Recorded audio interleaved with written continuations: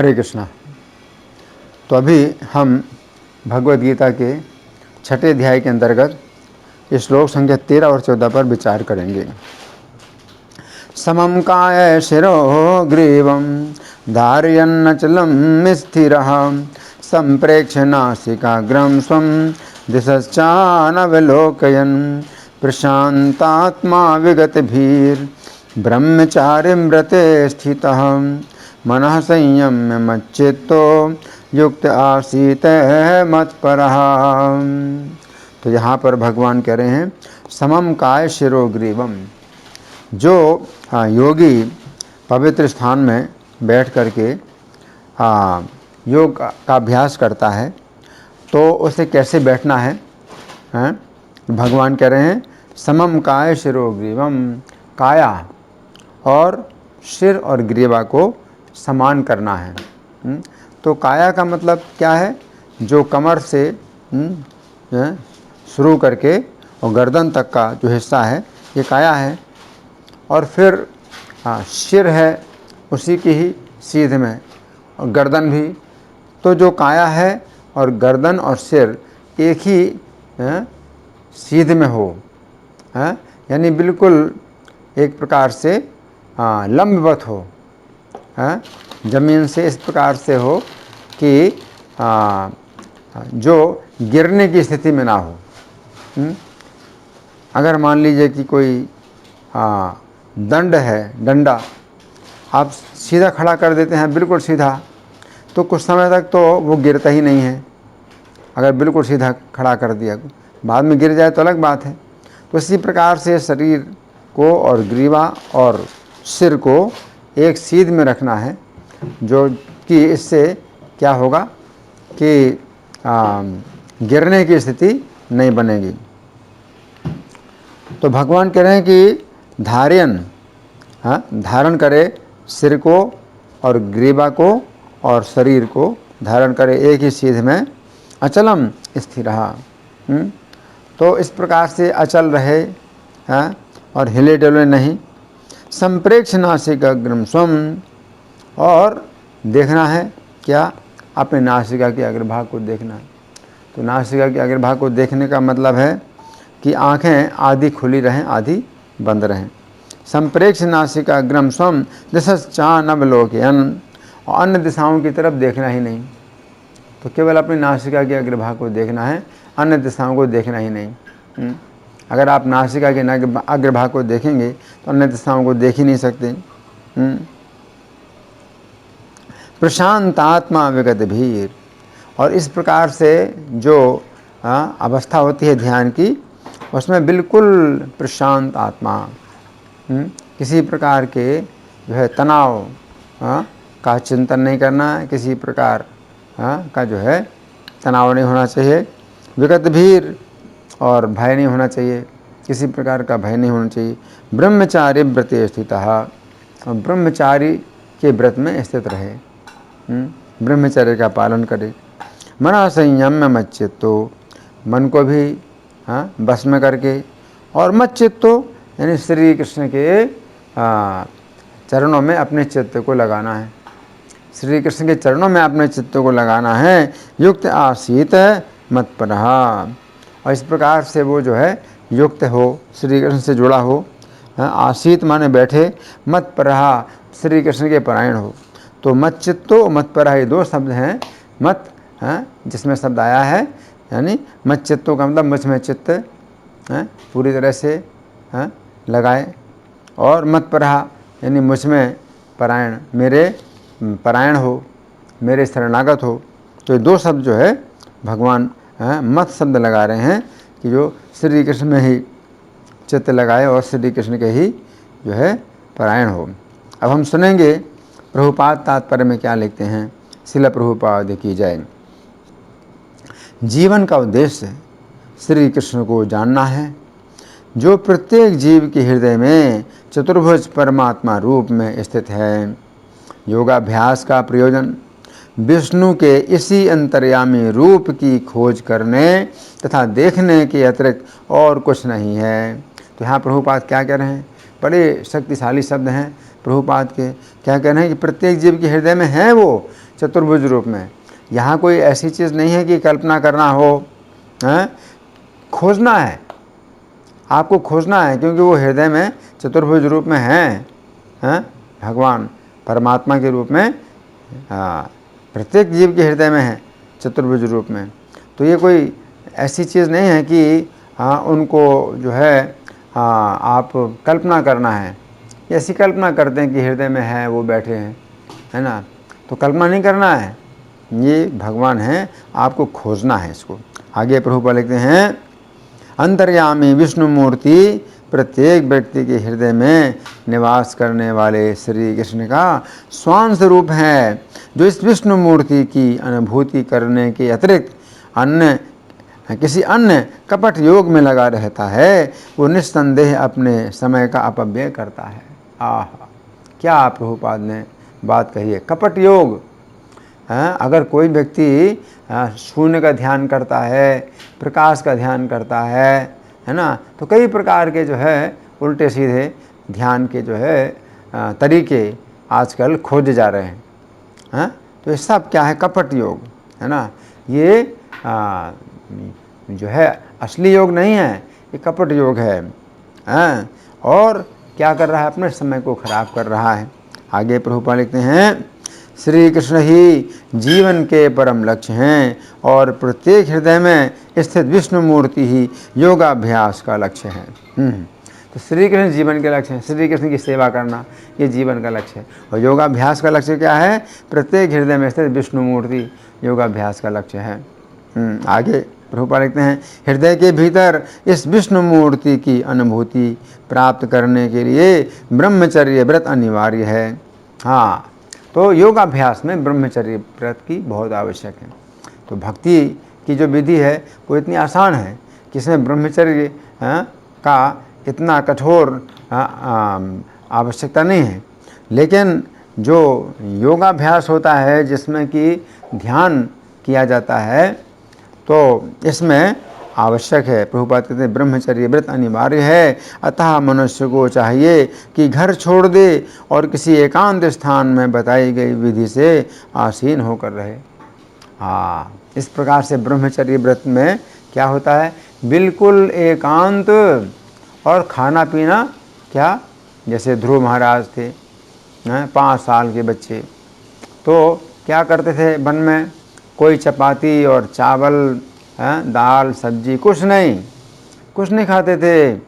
3 दिन में उन्होंने कैथे के फल और बेर के फल खाए। 3 दिन में एक बार, 5 साल का बच्चा 3 दिन में एक बार कैथे और बेर के फल खाता रहा। पहले महीने, फिर 2 महीने, और दूसरे महीने में और कठिन।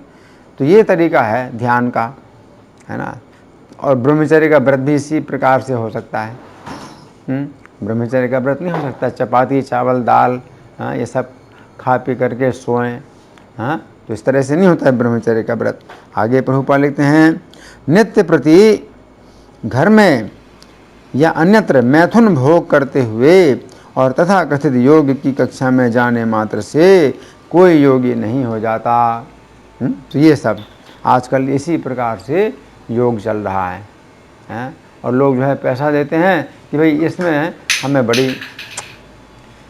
बड़ी आसानी होती है कि हम जो है मतलब पैसा दें और इस तरह से हमें जो है हम भगवान भी बन जाएंगे।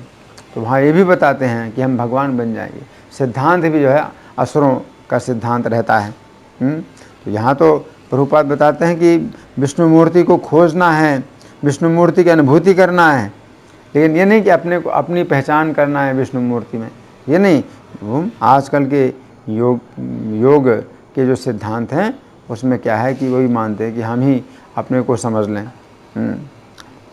आगे प्रभुपाद लिखते हैं, उससे मन को संयमित करने का अभ्यास करना होता है और सभी प्रकार की इंद्रिय तृप्ति से, जिसमें मैथुन जीवन मुख्य है, बचना होता है।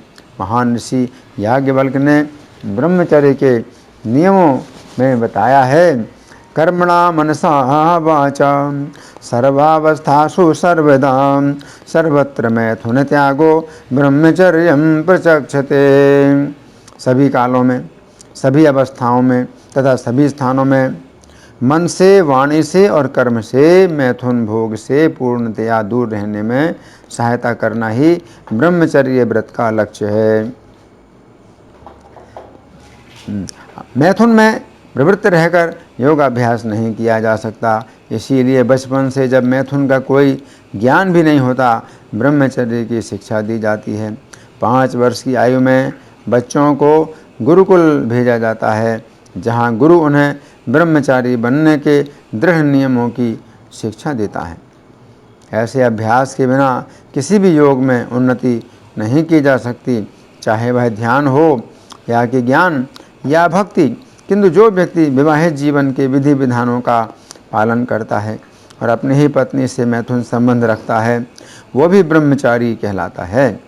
ऐसे संयमशील गृहस्थ ब्रह्मचारी को भक्ति संप्रदाय में स्वीकार किया जा सकता है, किंतु ज्ञान तथा ध्यान संप्रदाय वाले ऐसे गृहस्थ ब्रह्मचारी को भी प्रवेश नहीं देते।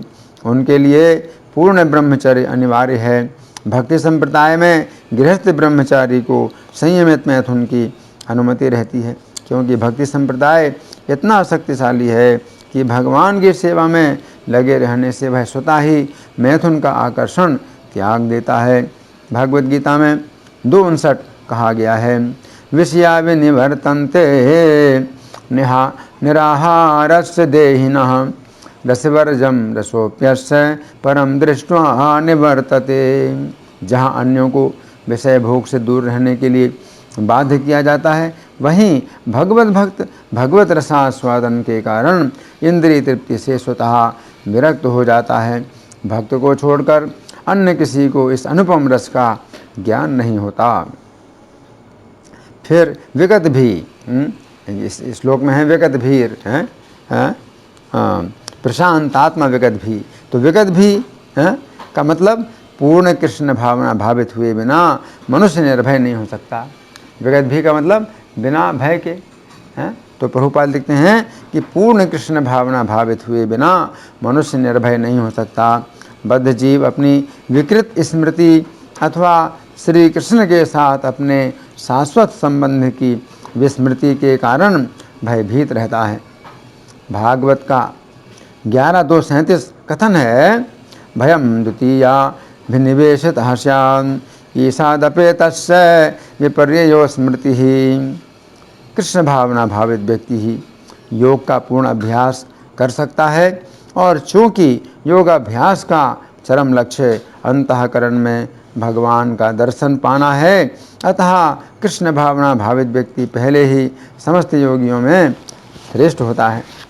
यहाँ पर वर्णित योग विधि के नियम तथा कथित लोकप्रिय योग समितियों से भिन्न है। तो यहाँ पर प्रभुपाद का तात्पर्य समाप्त हुआ। अब हम सुनेंगे श्री भगवान ने कहा में इस श्लोक की व्याख्या कैसे हुई है। पिछले 2 श्लोकों में श्री कृष्ण ने बताया था कि आसन पर बैठकर अपने हृदय की शुद्धि के लिए योग का अभ्यास करना चाहिए। इस समय अर्जुन के मन में प्रश्न उठे कि यदि आसन पर बैठना है तो किस प्रकार बैठना है, तथा उस समय ध्यान करते हुए आंखें बंद कर रखना है अथवा आंखें खुली रखना है। अर्जुन के इन प्रश्नों को अंतर्यामी होने के कारण श्री कृष्ण समझ गए।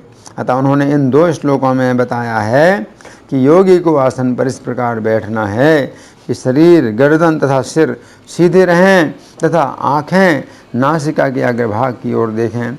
इन श्लोकों में श्री कृष्ण की 6 अत्यंत महत्वपूर्ण शिक्षाएं हैं, जिनकी हम क्रम पूर्वक चर्चा करेंगे। तो पहली शिक्षा क्या है?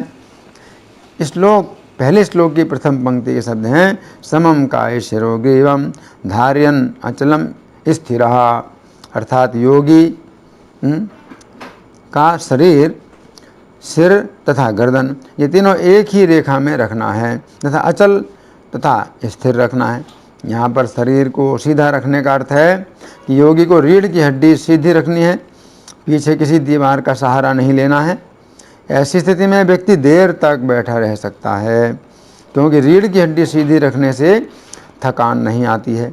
यदि रीढ़ की हड्डी मुड़ी हुई होती है तो जल्दी थकान आ जाती है। इसके बाद श्री कृष्ण कहते हैं कि गर्दन और सिर को भी शरीर की सीध में समान रखना चाहिए। गर्दन मुड़ी हुई हो गर्दन मुड़ी हुई ना हो तथा सिर भी बिल्कुल सीधा हो। उस समय योगी को अपने चारों ओर ध्यान नहीं देना चाहिए कि कहाँ पर क्या हो रहा है। इस प्रकार उसे अचल तथा स्थिर बैठना चाहिए, अर्थात हिलने की भी आदत से मुक्त होना चाहिए। अब दूसरी शिक्षा क्या है? श्लोक की दूसरी पंक्ति के शब्द हैं संप्रेक्ष नासिका अग्रम स्वम दिशा च अन अवलोकयन, अर्थात नासिका के अग्रभाग को देखते हुए अन्य दिशाओं को नहीं देखना चाहिए। तो यहाँ पर श्री कृष्ण कह रहे हैं संप्रेक्ष नासिका अग्रम स्वम, अर्थात अपनी नासिका के अग्रभाग को देखना चाहिए। इस संबंध में योग की पूर्णता नामक पुस्तक में श्रील प्रभुपाद लिखते हैं कई योग संस्थाओं में लोग आसन में सीधे बैठकर अपनी आंखें बंद करके ध्यान करते पाए जाते हैं और इसलिए उनमें से 50% लोग तो सो जाते हैं, क्योंकि जब हम ध्यान की वस्तु के बिना आंखें बंद कर लें तो सो ही जाएंगे। निश्चय ही भगवद गीता में श्री कृष्ण ने ऐसा कोई प्रस्ताव नहीं दिया है। व्यक्ति को एकदम सीधा बैठना चाहिए, नाक के अग्रभाग की ओर देखते हुए आँखों को आधा खुला रखना चाहिए। यदि व्यक्ति निर्देशों का पालन नहीं करता तो परिणाम निद्रा के सिवाय अन्य कुछ नहीं होगा।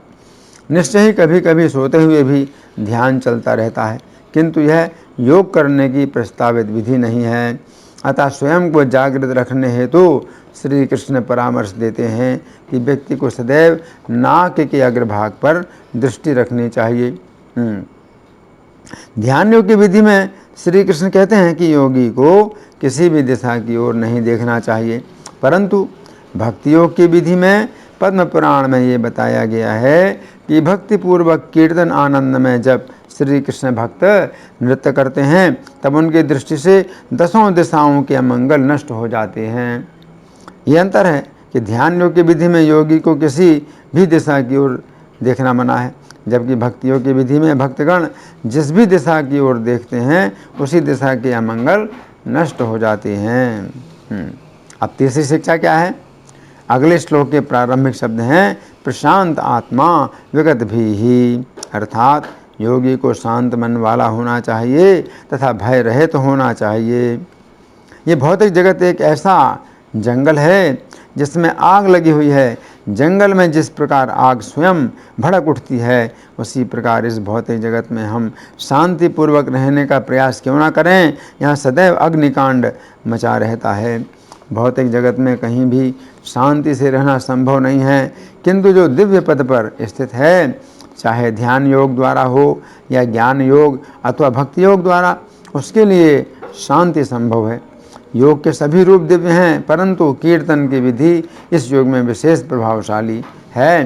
कीर्तन कई घंटों तक चलता रहे फिर भी थकान नहीं होती, किंतु पद्मासन में कुछ मिनट बैठना भी कठिन है। यहाँ पर श्री कृष्ण कह रहे हैं विगत भी ही, अर्थात योगी को भय रहित होना चाहिए। ध्यान योग की विधि में योगी को अपने बल पर भय रहित होना पड़ता है, परंतु भक्ति योग की विधि में श्री कृष्ण स्वयं अपने भक्तों का भय दूर करते हैं। श्री कृष्ण के विषय में ये कहा गया है भक्ता नाम अभयंकरः, अर्थात श्री कृष्ण अपनी शरण में आए हुए भक्तों के भय को दूर करते हैं। अब चौथी शिक्षा, अगले श्लोक में आगे के शब्द हैं ब्रह्मचारी व्रते स्थितः, अर्थात योगी को ब्रह्मचर्य के व्रत में स्थित रहना चाहिए। इसका अर्थ है कि व्यक्ति को मैथुन से पूर्णतया मुक्त यानी ब्रह्मचारी होना चाहिए। इस श्लोक के तात्पर्य में श्रील प्रभुपाद लिखते हैं हृदय के भीतर विष्णु मूर्ति की अनुभूति प्राप्त करने के लिए ब्रह्मचर्य व्रत अनिवार्य है।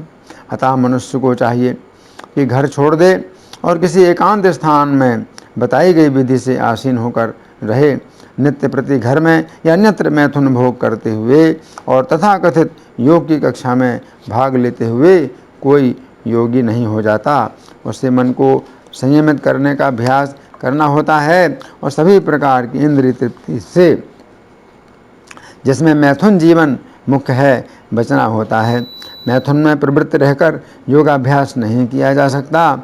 इसीलिए बचपन में जब मैथुन का कोई ज्ञान भी नहीं होता, ब्रह्मचर्य की शिक्षा दी जाती है। 5 वर्ष की आयु में बच्चों को गुरुकुल भेजा जाता है, जहाँ गुरु उन्हें ब्रह्मचारी बनने के दृढ़ नियमों की शिक्षा देता है।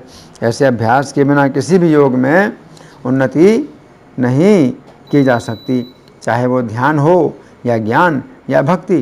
किंतु जो व्यक्ति विवाहित जीवन के विधि विधानों का पालन करता है और अपनी ही पत्नी से मैथुन संबंध रखता है,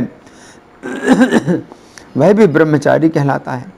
ऐसे संयमशील गृहस्थ ब्रह्मचारी को भक्ति संप्रदाय में स्वीकार किया जा सकता है, किंतु ज्ञान तथा ध्यान संप्रदाय वाले ऐसे गृहस्थ ब्रह्मचारी को भी प्रवेश नहीं देते।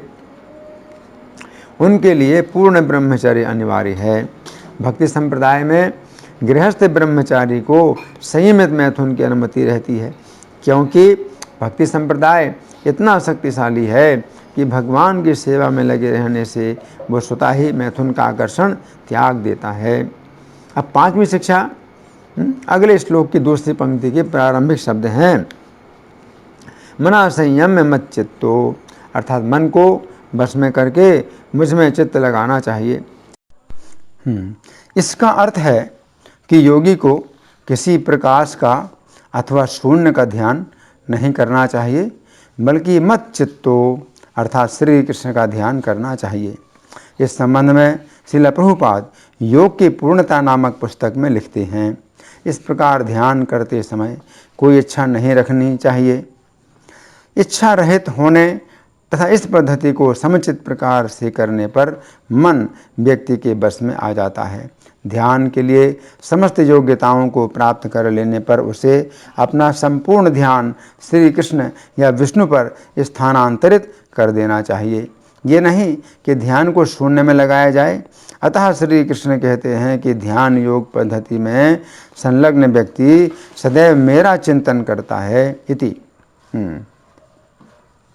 इस श्लोक के तात्पर्य में श्रील प्रभुपाद लिखते हैं, जीवन का उद्देश्य श्री कृष्ण को जानना है, जो प्रत्येक जीव के हृदय में चतुर्भुज परमात्मा रूप में स्थित हैं। योगाभ्यास का प्रयोजन विष्णु के इसी अंतर्यामी रूप की खोज करने और देखने के अतिरिक्त और कुछ नहीं है। अंतर्यामी विष्णु मूर्ति प्रत्येक व्यक्ति के हृदय में निवास करने वाले श्री कृष्ण का स्वांश रूप है, जो इस विष्णु मूर्ति की अनुभूति करने के अतिरिक्त किसी अन्य कपट योग में लगा रहता है, वो निस्संदेह अपने समय का अपव्यय करता है। श्री कृष्ण ही जीवन के परम लक्ष्य हैं और प्रत्येक हृदय में स्थित विष्णु मूर्ति ही जीवन का योगाभ्यास का लक्ष्य है। भागवत 3:28-6 में कपिल देव कहते हैं कि अपने चित्त को भगवान की दिव्य लीलाओं में केंद्रित करना समाधि या चित्त का समाधान कहलाता है। उक्त श्लोक के तात्पर्य में श्रील प्रभुपाद लिखते हैं, मनुष्य को अपने मन तथा प्राण वायु के आवागमन को स्थिर करके भगवान की दिव्य लीलाओं का चिंतन करना होता है। इसका कहीं भी उल्लेख नहीं है कि मनुष्य अपने चित्त को निराकार या शून्य में केंद्रित करे। स्पष्ट उल्लेख है वैकुंठ लीला। जब तक परम सत्य श्री कृष्ण की लीलाएं दिव्य ना हो, तब तक उनके विषय में चिंतन के लिए गुंजाइश कहाँ। श्री कृष्ण की भक्ति, कीर्तन तथा लीलाओं के श्रवण द्वारा ही ये ध्यान यानी एकाग्रता प्राप्त किया जा सकता है। वैदिक साहित्य में भगवान की लीलाओं की अनेक कथाएं पाई जाती हैं, जिनमें कुरुक्षेत्र का युद्ध तथा भक्तों यथा प्रहलाद महाराज, ध्रुव महाराज तथा अम्बरीश महाराज के जीवन तथा उपदेश संबंधी वर्णन है। मनुष्य को इनमें से किसी कथा में अपने मन को केंद्रित करने और उसी कथा के विचार में तल्लीन रहने की आवश्यकता होती है, तब वह समाधि में पहुंच जाता है। समाधि कोई बनावटी शारीरिक अवस्था नहीं, बल्कि ये ऐसी अवस्था है जो मन के द्वारा श्री कृष्ण के विचारों में तल्लीन हो जाने पर प्राप्त होती है इति। अब छठवीं शिक्षा क्या है? अगले श्लोक के अंतिम शब्द हैं, युक्त आसीत मत्परः, अर्थात योगी को श्री कृष्ण से युक्त होकर श्री कृष्ण के ही परायण होना चाहिए। भागवत 3:28-13 में कपिल देव कहते हैं कि योगी को श्री कृष्ण से जुड़ने के लिए उनका इस प्रकार ध्यान करना चाहिए। श्री कृष्ण का मुख खिले हुए कमल के समान प्रसन्न है और आँखें कमल कोष के समान लाल हैं। उनका श्यामल शरीर नील कमल जैसा है तथा हाथों में भी शंख चक्र तथा गदा धारण किए हुए हैं। उक्त श्लोक के तात्पर्य में श्रील प्रभुपाद लिखते हैं कि श्री कृष्ण से जुड़ने के लिए यह आवश्यक है कि अपने मन को उनके रूप पर एकाग्र किया जाए। फिर श्लोक संख्या 3:28-17 में कपिल देव कहते हैं कि योगी देखता है कि श्री कृष्ण अपने भक्तों पर कृपा करने के लिए अत्यंत कातर हैं। हमें समझना चाहिए कि यही अवस्था ऐसी है जिसमें योगी श्री कृष्ण के आश्रित हो जाता है। जिस समय योगी श्री कृष्ण का चिंतन करने का अभ्यस्त हो जाता है, उस समय वह योगी की सिद्धि प्राप्त करता है। तो यहाँ पर भगवान जो बता रहे हैं, युक्त आसीत मत पर कि जिस समय वो व्यक्ति जो है ऐसे आसीत यानी बैठता है कि मत पर कि श्री कृष्ण के पूर्ण रूप से जो है आश्रित हो जाए, तो यही योग की सिद्धि है। योग की सिद्धि और कुछ नहीं है, श्री कृष्ण का पूर्ण आश्रय प्राप्त हो। धन्यवाद। हरे कृष्णा।